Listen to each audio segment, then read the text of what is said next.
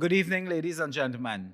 The Honorable Kamala Prasad Bisesa, political leader of the United National Congress, my parliamentary colleagues, members of the National Executive, supporters joining us in Trinidad and Tobago and across the CARICOM region in the United States, North America, and Europe.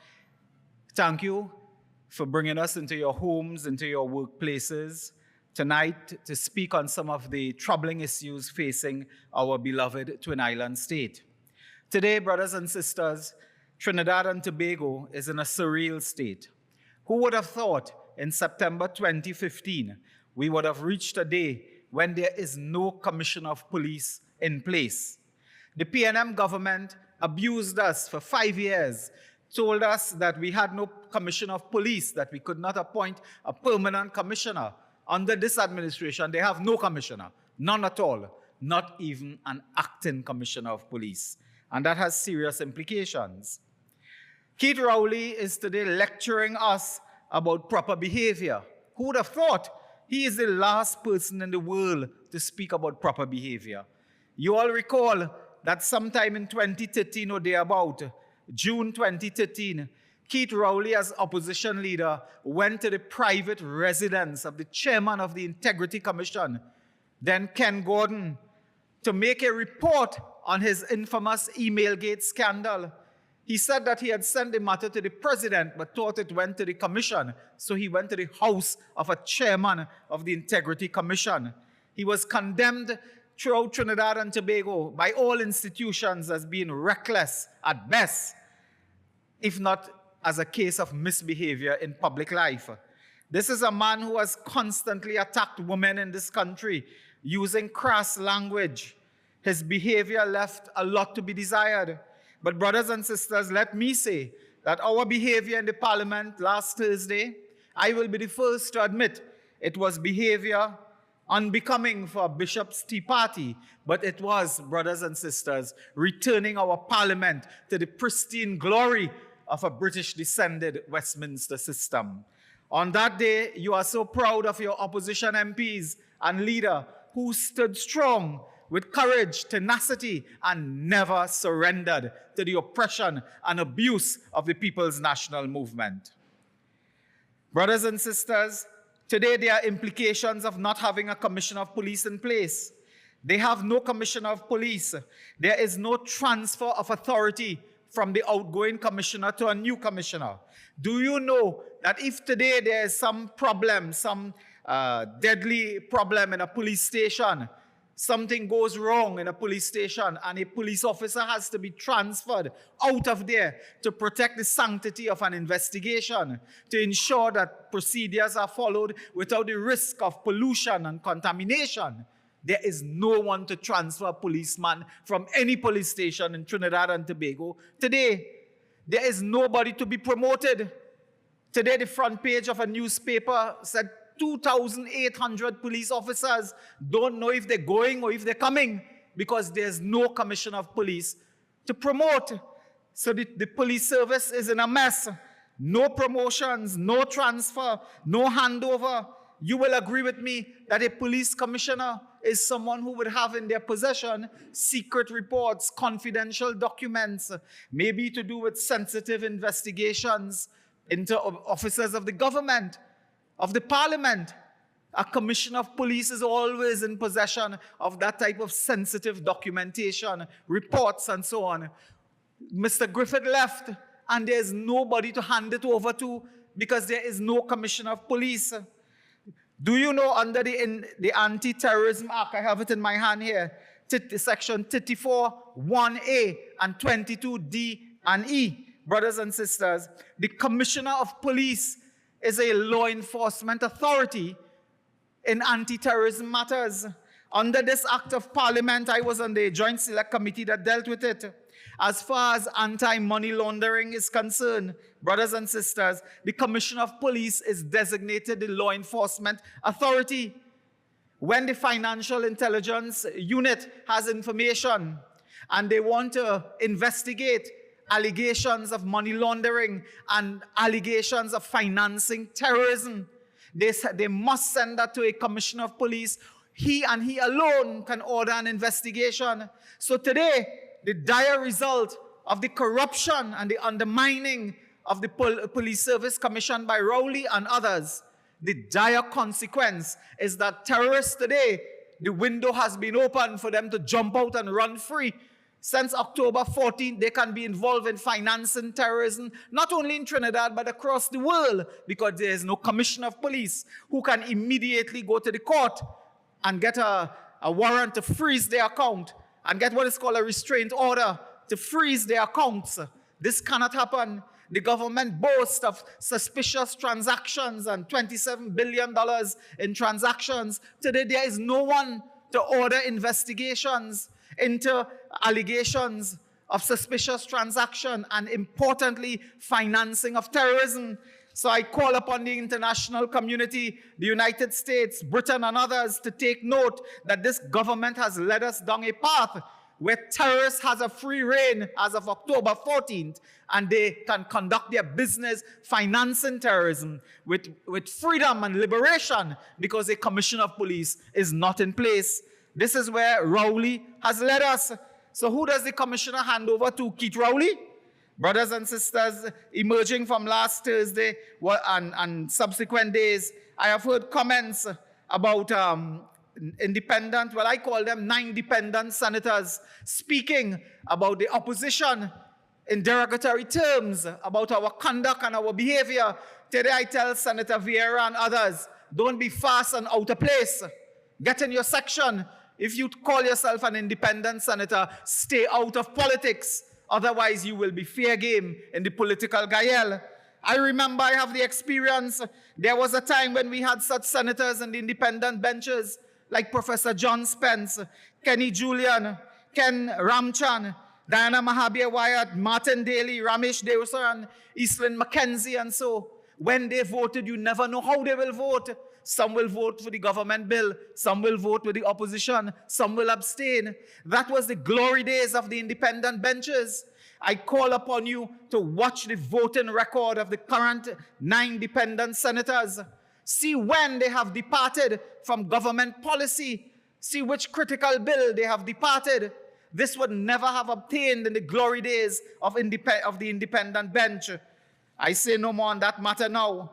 Brothers and sisters, on Thursday last, the parliament was dishonored when the government decided to express contempt, to show contempt for democratic principles and constitutional values. We all know what a motion is, and I'm hearing, Rowley speaking and being parroted by the so-called university armchair commentators, talking about the motion was skimpy. What do you think it is, a bikini? A bathing suit? It's skimpy. Brothers and sisters, a motion according to the standing orders must be 250 words or thereabout. A motion filed in the parliament is not a PhD thesis.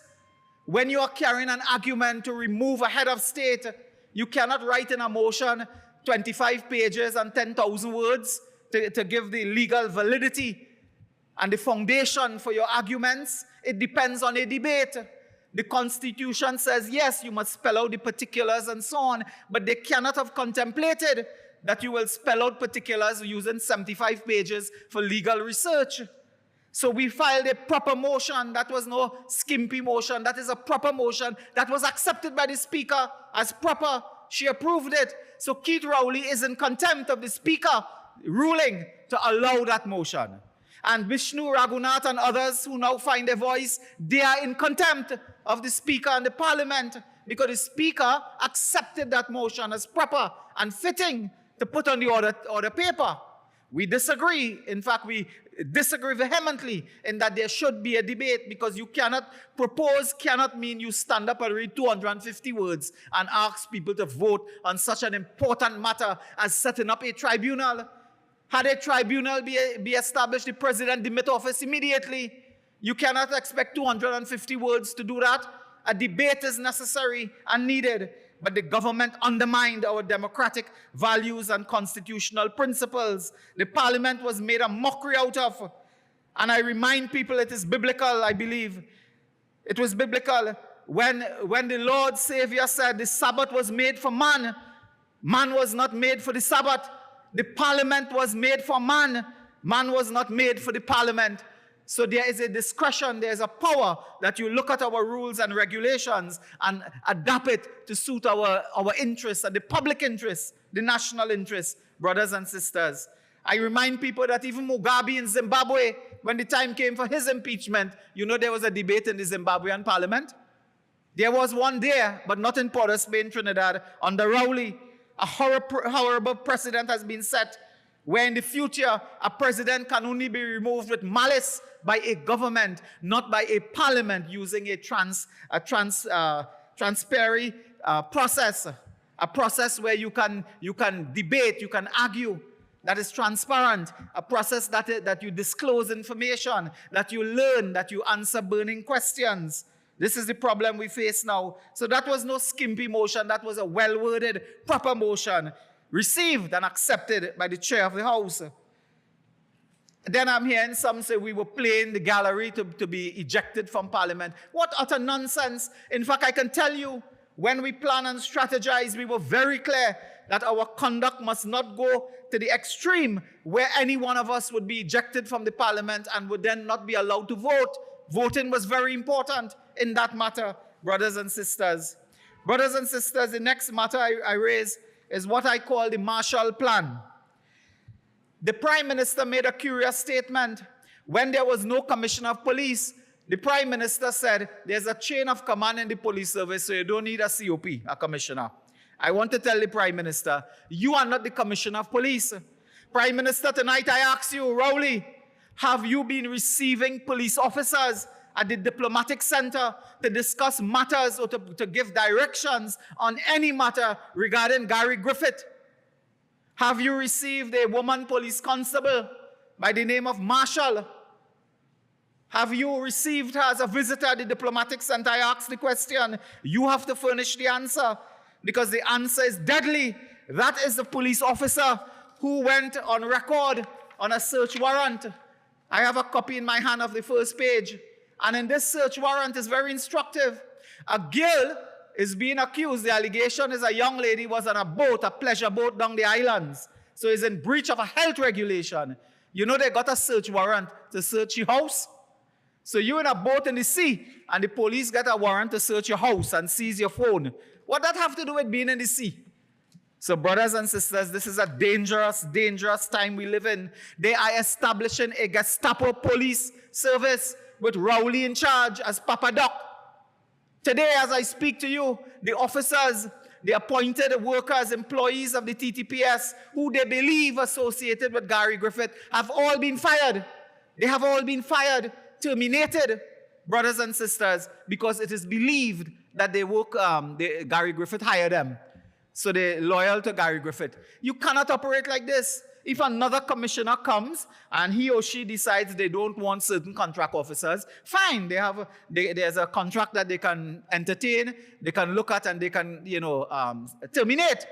But you cannot terminate contracts of employees that way because you suspect that they were hired by a former police officer. They are setting up a tuntun makut in the police service.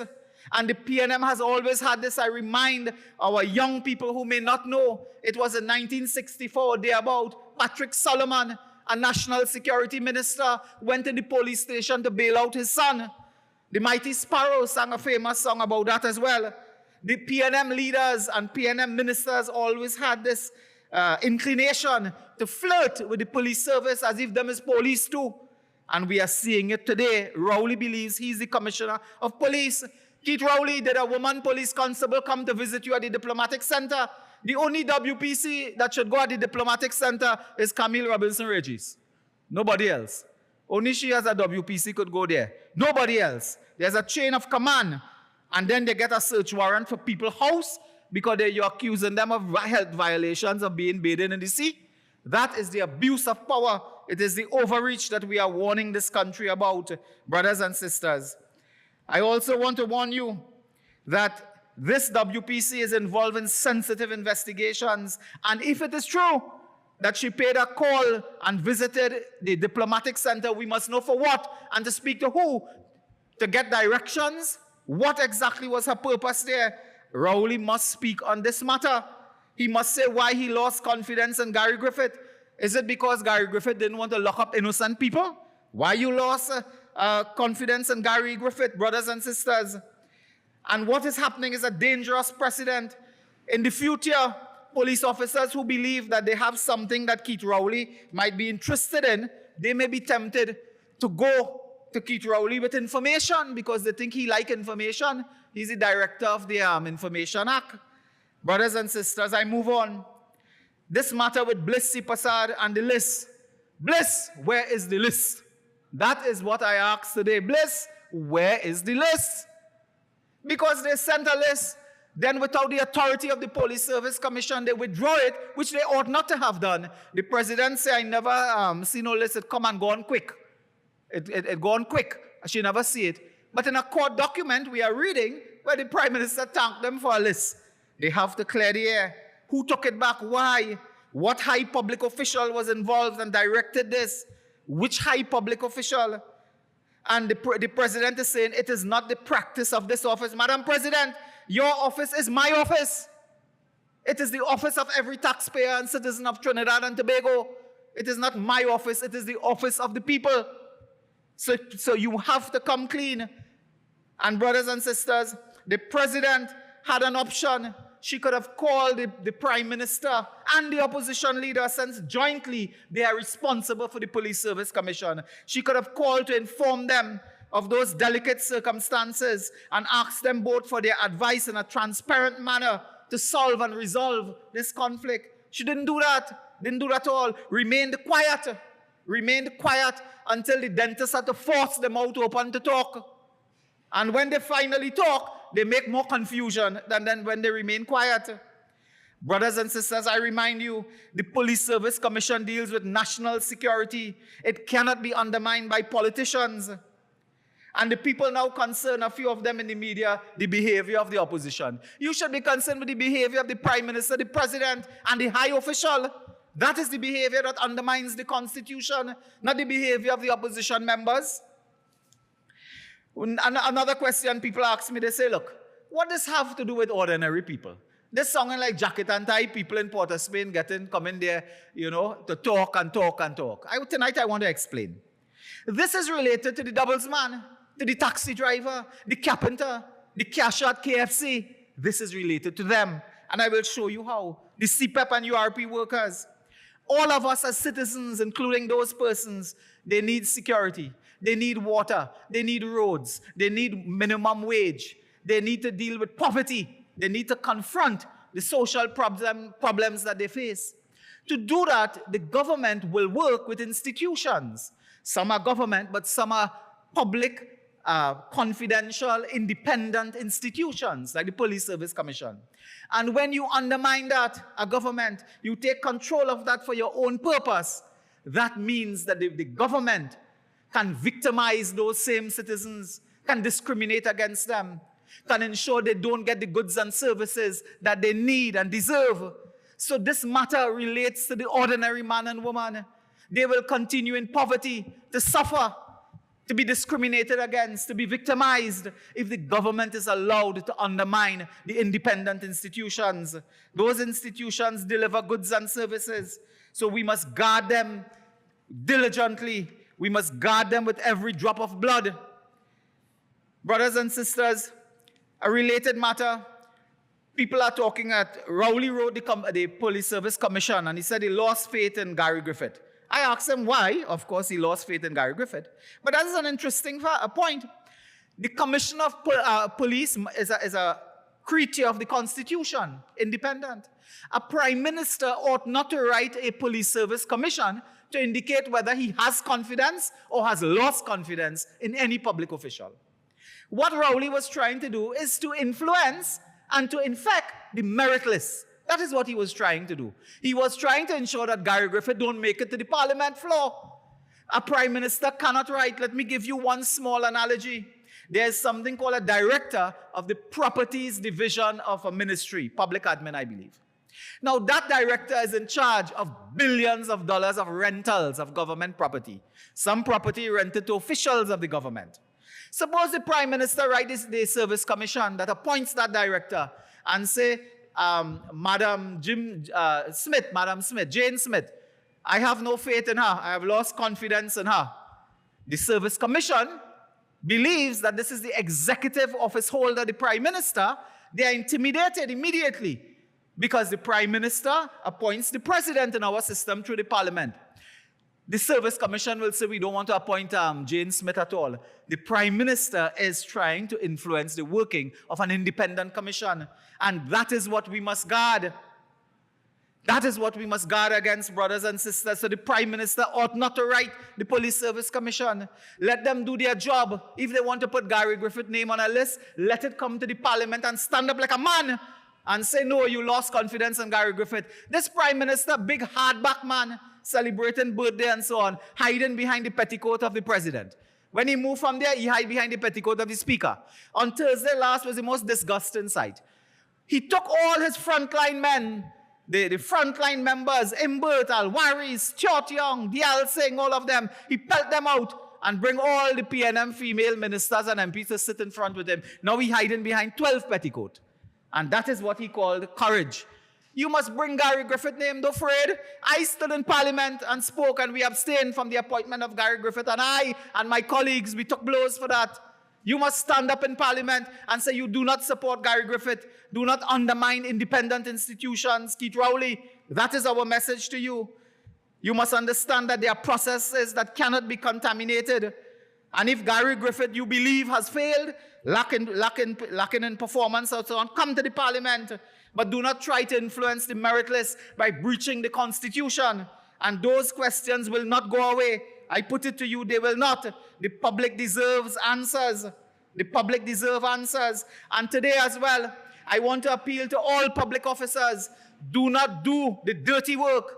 Do not do the nasty work of the PNM and Keith Rowley. You will be held personally liable if you breach the law in aiding and abetting Keith Rowley and this illegitimate PNM administration. I appeal to all public officers, do not be induced or seduced to breach the law. You will be held personally liable. So I call upon public officers in the DPA office and elsewhere to do your job. Speak the truth.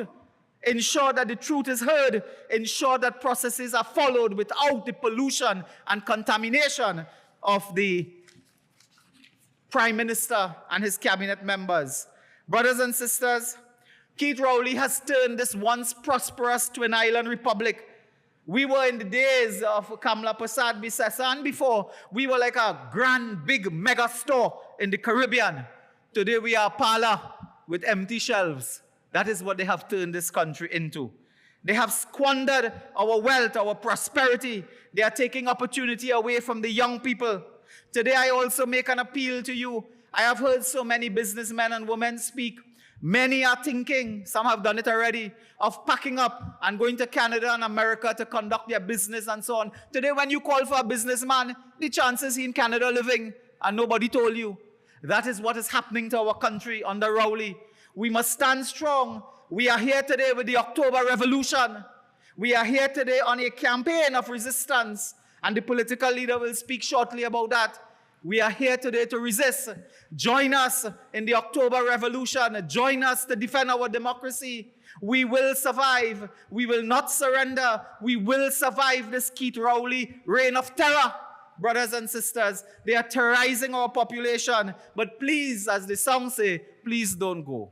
Please don't go. Stay and stand strong and fight. And we in the United National Congress, Kamla Prasad Bisesa and the men and women that support her will stand in the vanguard. We will stand in the leadership to assist and to work on every single hour, every single day, every single week, every single month until we get rid of Keith Rowley and his band of terrorists. Thank you, and may God bless you all.